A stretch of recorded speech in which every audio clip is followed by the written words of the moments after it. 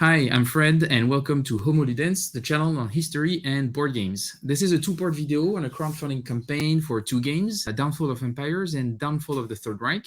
And this third part, the one that you're watching right now, I will interview the designer, Victor Catala.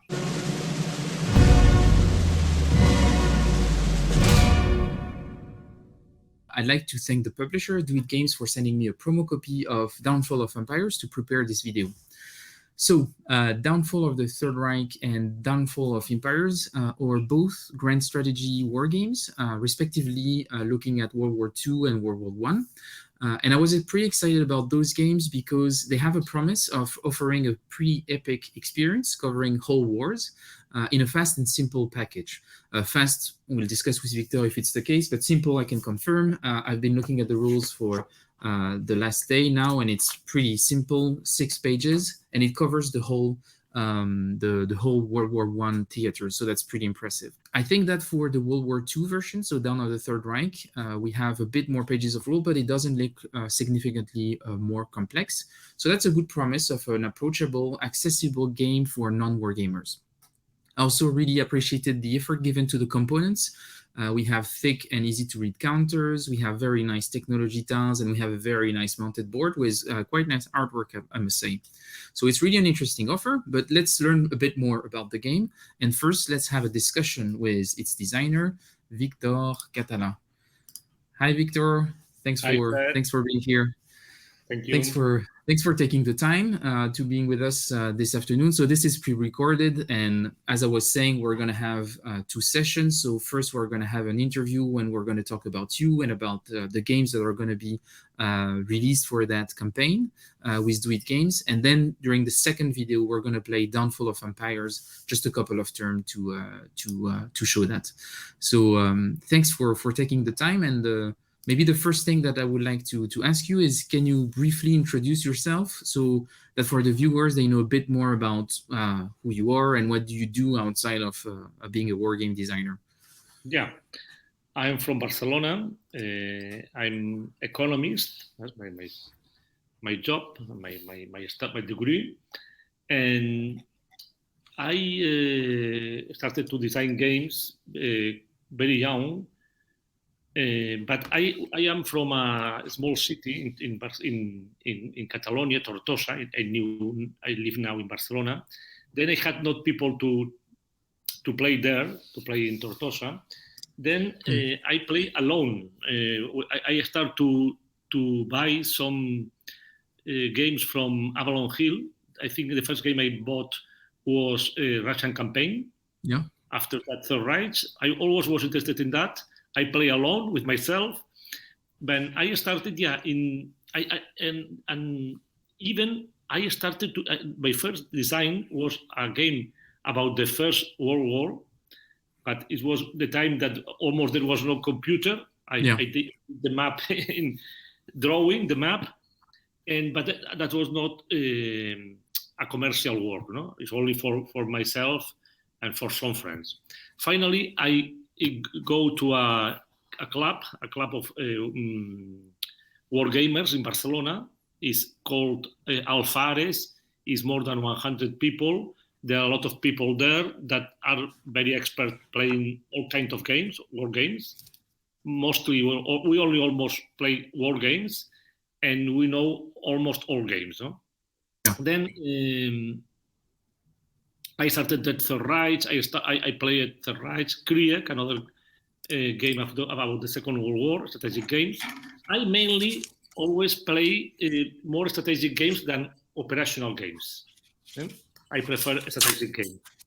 Then, well, this was my beginning. I don't know if you want to ask. No, but that's I think that gives a good context. So economist, then you started into wargaming at the Avalon Hill period, so you could say the golden age. But I think it's really interesting what you're saying, that the thing that really helped you progress within wargaming and getting to know more war games was to join a club. And I think it's something that we see today. A lot of people are saying that they play alone, that they only play solo. But I think, first of all, look around for clubs. I think it's a good advice. Second of all, if there are no clubs, maybe you can set up one. And I think with the internet now, you can also set up virtual clubs and stuff like this. And I wasn't aware that you're from Barcelona, and there is this shop in Barcelona. I think it's still open, Gigamesh. It's still open. Yeah, it's a beautiful shop. Last time I went there, my wife was pretty upset because I was buying boxes when we were on holidays and we didn't have that much luggage space. So that was a good memory. But you were saying that you were an economist, and I was looking at your designer profile on Board Game Geek, and your first game, Econos, that was released almost 20 years ago. Was a game design on economy, trading stocks, and things like this. And I was wondering, well, what was this game about, and what made you shift from making games about the economy to making games about war? Yeah, actually, I told you now that my first design was about the First World War. Yeah. I remember when I was perhaps 20 years ago, 20 years, 42 years ago, I'm 62 now. Then, but after that time, I was auditor. I was the partner of a auditing company, and I had a client that sell that a game company. Yeah. And then I did some designs for them to sell for everybody. But there were even games for children. For example, my first game actually commercially game was Eurotrip. It was a game also about economy trips, but very easy game for everybody, for families. Then Econos actually is not my first game. Econos, I designed Econos as my third or fourth game. I also designed a football game with I designed myself, but I make a company with Johan Cruyff that lived in Barcelona. Yeah. He liked a lot my game, but was not a success because that time they were more successful the games in internet. That's why. But I did a good game about football with dice and a board game as a board game. Then I did Econos. Econos is going to be produced again and commercialized again by Do It, the same company that is going to commercialize the two downfalls. Also, Do Econos is a game that likes quite a lot to people. It's quite easy game. It's like an Euro game, but related to economy and to the stock exchange. Then, well, is this but what I prefer actually is the war games. Is what I like, what I play in the club. When I have to play with other people, nephews, people that are not fond of war games, I play another games like Econos. But my preferred games are the war games. And does it mean that as a designer, even though you're designing war games and you like war games, do you integrate economical aspects to your war games, or do you keep those design principles very separate from one project to another? Yeah, if you look, I suppose they were always in my mind the economy, no? But that doesn't mean that I have to put economy rules, for example, development rules. But if you were not, when you are going to talk now about the downfall of empires or downfall of the Third Reich, we will see that there is some economy inside the rules. Right? For example, the number of actions of every faction, the industry, we will see that you have industry to have more production, all that kind of thing, or even the recruit also depends, not the economy, about the population. Yeah. The population, the economy, all these things are inside my mind when I design a game. And in Downfall of Empires, you also have another aspect, which is the technologies available to each of the factions. Also, not exactly the same number. You can go way further with France and Great Britain than with Russia, for example. So that's, I guess, also maybe one aspect of the economical dimension of your approach. Yeah, because Germany or the Allies, the French, British, they have one action more than the others because they have a more powerful economy, and then because they have more actions, they can develop more technologies also. And of course, they have more technologies and more advanced technologies. Yeah, it's another aspect, economic aspect of the game. Yeah. Yeah.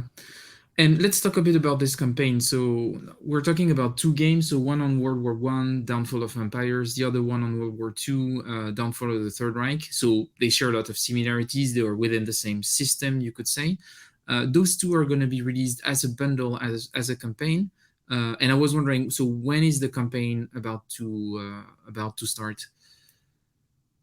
You are talking about the commercial campaign? Yes, yeah, the crowdfunding campaign. So the Kickstarter campaign. Yeah, you should talk more about my.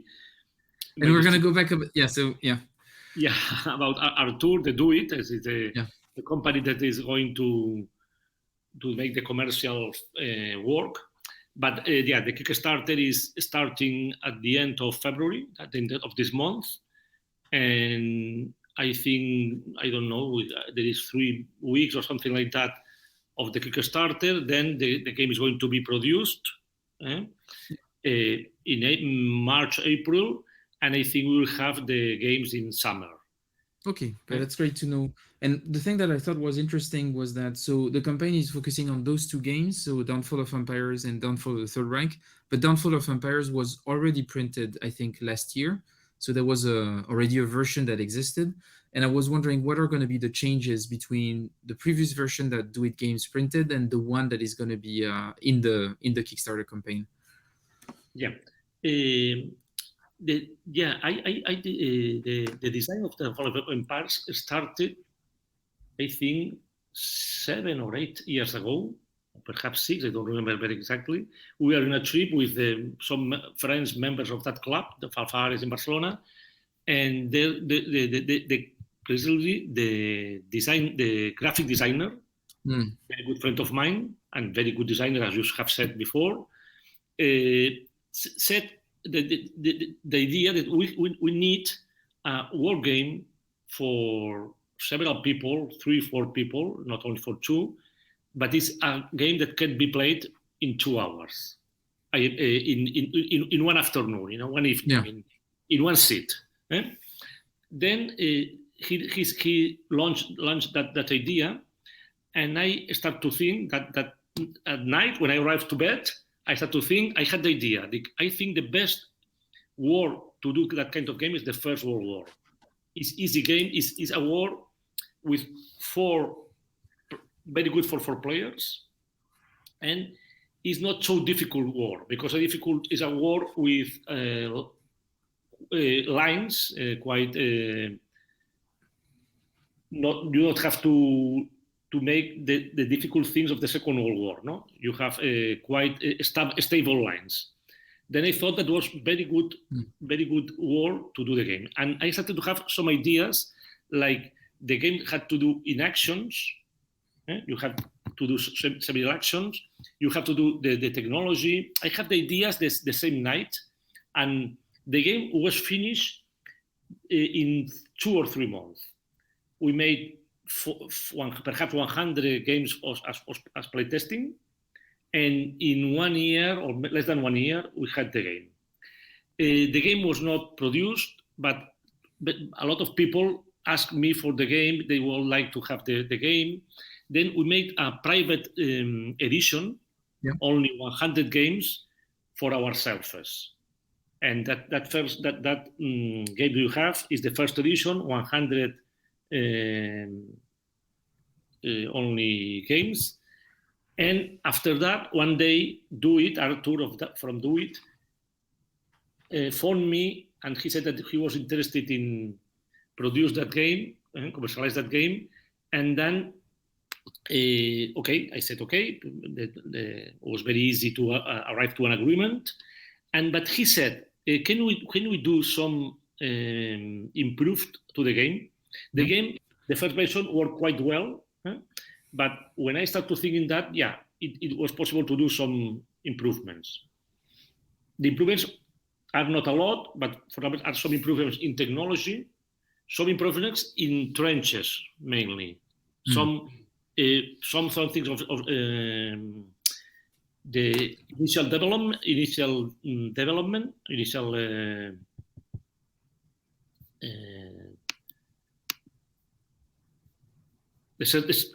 initial setup. Yes. Okay. But mainly the changes are in technology and in trenches. I will tell you something afterwards. Yeah, and we can talk about it once we're playing the game. Like you can give some elements about, oh, this is different from that. And that's completely fine. So just to be clear, this version that I have here, that's one of the 100 that were printed as prototypes. Yeah. Okay. 100, yeah.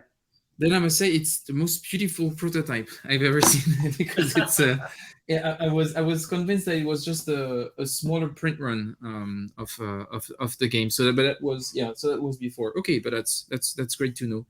Good. And we can go a bit more into details when we'll be playing. You can probably explain a few of the differences. Now I'm actually wondering about. So we talked about the differences between your prototype and the version that is going to be released during the campaign. But I was wondering, what are the differences between Downfall of Empires and Downfall of the Third Reich? How did you change the system to go from World War I to World War II? And as you were saying, it's very different wars, very different implications. It's how did you adapt your system so that it fits for two very different events? Yeah. Actually, the Downfall of the Reich is not my first game about the Second World War. There's Blitz War. Blitz War, yeah. Was quite successful. Some people likes a lot that game. Japanese, they buy me the rights and they make a version for Japan. Even they translate everything to Japan. They make better designs than my first version. My first version of Downfall of Blitz War. Well, the only version of Blitz War is not so nice as graphic designs. It was not Jesus Peralta, the nowadays designer. But the game worked quite well. It liked quite a lot. I was playing 13 years Blitz War, I think, or something like that. Yeah, and I have prepared a 2.0 version of Blitz War. That there are some company that wants to buy me the rights. Then, but Blitz War is a game of different. A different game is a game lasts more or less 15 hours. Yeah. The rules, the pages of the rules are the double, not a lot. It's a quite easy game, but not as easy as Downfall of the Reich, of Empires. You need 15, 16 hours to play, no? Then, after I designed Downfall of Empires, I had the idea if I could use the same mechanisms, to design a World War II game. Second World War. Then I thought that, for example, the system of actions and the system of technologies was very good for that game. No, my idea was to do a game also to play, like you can play in one evening. For example, Downfall of Empires can be played in 3 hours. Actually, if I play with my best play tester, we can play Downfall of Empires in 2 hours perfectly. Downfall of the Reich is a little more complex. I try to do the easiest game possible for the Second World War, but that was a very good game in historical simulation. When I do a game, I want to do a strategic game that can be played in one evening, that is easy to learn, is very exciting to play, but it has to be historically game. A really simulation game. Then, I started to think how to change. The most difficult thing was the tank armies. Tank armies, and the blitzkrieg, the blitzkrieg, and how the armies move, and in the Second World War was very different about the First World War. And also a very important difference was that First World War you have very stable fronts, and in the First World War, in the Second World War, it's very different. The Germans, the Axis conquest a lot, and that collapse very quick, quite quick, both things. That is quite more difficult for a game. Then one thing I have to introduce was the tank armies, and the thing that makes the tank armies work very well, and this is Second World War, is a technology that we call blitzkrieg technology. That technology allows that the game works very well. I had to change some small things because the system is very similar to Downfall of Empires. I have to change different things in my 200 games of playtesting, that the things work very well. But basically is that. Okay, but that's really interesting. So I haven't tried it yet, but I'm looking forward to having a look at Downfall of the Third Reich. And there is one thing that we've been talking with some designers on the channel pretty often here, is we've been thinking about the representation in wargame design of civilian victimization. And World War II, there is a lot of cases of civilian victimization, especially on the East Front, following up the progress of the Wehrmacht. You have a lot of civilian victimization that was happening in the conquest territories of Russia. There was also civilian victimization overall, so that as a result of the operations of the German army, but also civilian victimization with strategic bombardment from the Allied forces. And I was wondering if you integrated some of the elements to depict that in a way, or did you abstract it in a way within your system? Is it a layer or an aspect of the war, especially for in Downfall of the Third Reich, that you thought about representing, and if so, how did you do it? No, I try in my games that not to be very cold games, only war, only the military aspects.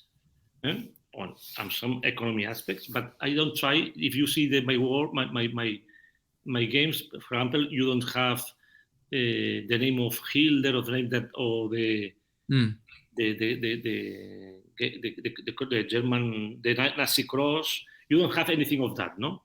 And I don't try to have that aspects of the civilian aspects, no.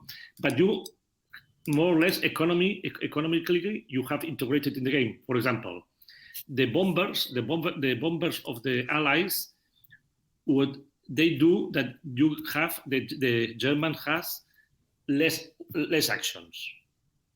There is a damage in the economy because people and because industry, because material thing, but also people, and you have an action less that is integrated in that. In the other hand, when the Germans conquer the Soviet Union, meanwhile you are conquering more, the Soviets has less recruitments, has less people to recruit. Yeah. Then with those things, I have integrated that in the game. Okay, so it really abstracted within the economy of the game.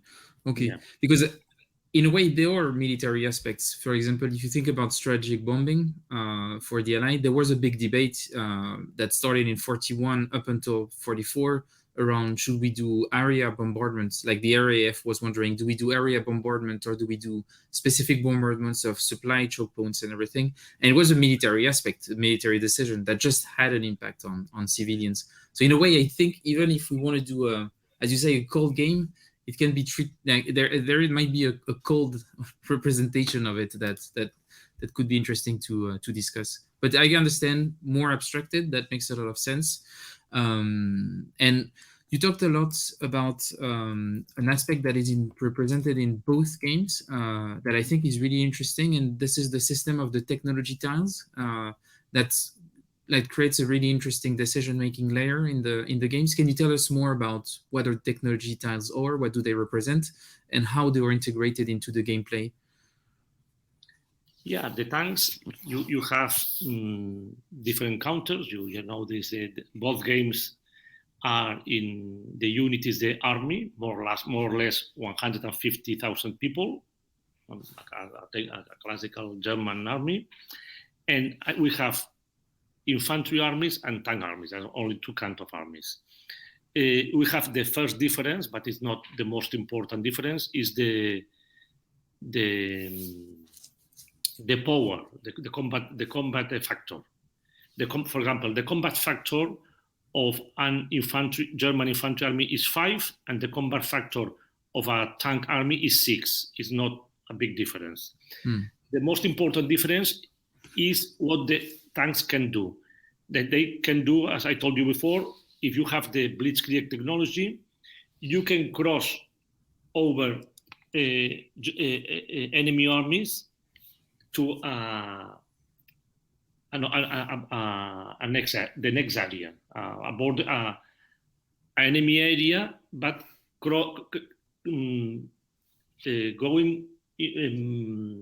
crossing enemy armies. Then, when you do that, I got that you can surround enemy armies with that technology. That is, in that sense, Downfall of Third Reich is an operational game also, not only a strategic game, also operational game. Mainly operational game, you can have a strategic game with cards that only is a strategic game. Decisions, economy decisions, when I put my power, here no, you have to be very careful in your operations, mainly in Soviet Union. It is a best... the biggest area of the world, then you have to be very careful in your operations. Then when you start Barbarossa, for example, you can see that you can surround enemy armies. That is because you have that technology with the tanks can cross enemy armies. But not only that, the blitzkrieg technology has two things. You can cross over enemy armies, and you have better supply. You have better supply for yourself, and the enemy has worse supply for themselves. Worse supply if they don't have that technology. If they don't have the technology, it's not affected because the less supply for them. But if they don't have the same technology, they have less supply and you have best supply. That simulates very well what happened in the Second World War. And at the starting of the game, at the beginning of the game, only Germans have the technology. And Soviets cannot develop the technology until 1942. That means that during 2 years, they have a big problem about that. And the Allies also don't have that technology at the beginning of the game. Okay, so that's really interesting. So just to maybe clarify for people who are watching who haven't seen the game, so you have this tile system where each faction is going to be able to invest in technology, and those technology, once developed, give you a specific option. So in that case, the Blitzkrieg gives you that you would call in an operational game exploitation. So you attack and then you can move further or something like this. But that's really interesting. And I think it's funny because you did add this aspect that the technology are only revealed when you're using them for the first time.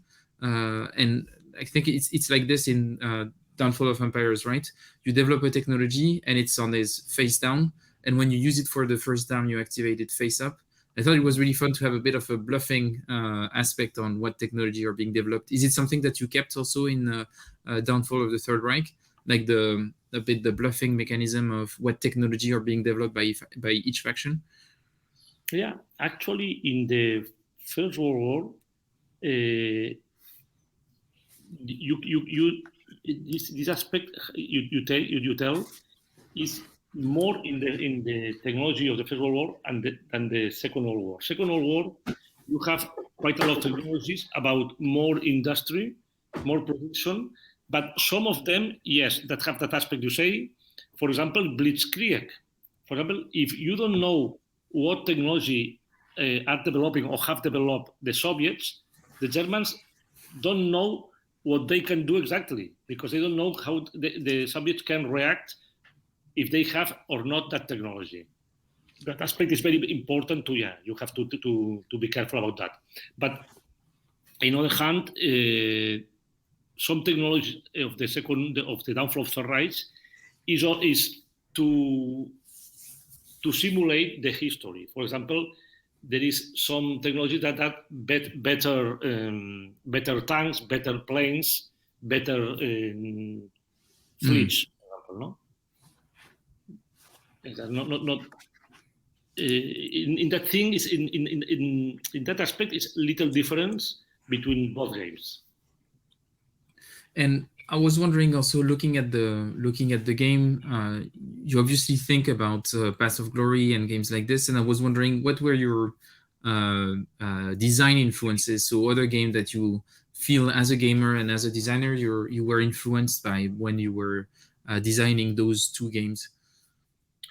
Yeah, I think a game that I like quite a lot is Path of Glory, about the First World War. Then I obviously I'm influenced by that game, Path of Glory. But I prefer to design a game without cars, not even a game driven by cars. I wanted to do more. Like I like very easy games and that don't need cars to get the same simulation. You know, cars allow you a lot to make this to make the war, because with a card you can do it's like a special rule a card. I try to do the game without special rules, and that it works. But anyway, I think Path of Glory is a very good game. It influenced me quite a lot for my design. And in the Second World War, I think I played Russian campaign, I played Third Reich, I played Kruyek. I think that games I played quite a lot of years ago. It influenced me also for that. Okay. But anyway, you can see that the system and the mechanisms of the games are different to that war games, are more similar to sometimes to the Euro games. Yeah. I can see that. I have some influence of Euro games. I say same mechanisms that can be adapted for war games. Yeah, that's an interesting comparison. And do you have any book recommendation for people who are about to get the game and want to have like something that were useful to you, that gives a general overview of World War I and World War II that inspired you while making the games? Book, you say? Yeah, book. I don't know. I cannot say now one. I have read so many books. Yeah, but quite a long of years ago. I don't remember. I don't have one. No, because for example, if I have to say my next design, I have a next design that I starting now. I have a clear book for that design. Yeah, it's a design about the Punic Wars. You will see for perhaps next year.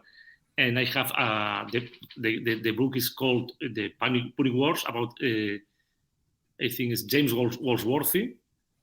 It's a very good game about that wars. I have that book as my main book to design that game, but I don't remember the books for the World War II. Fair enough.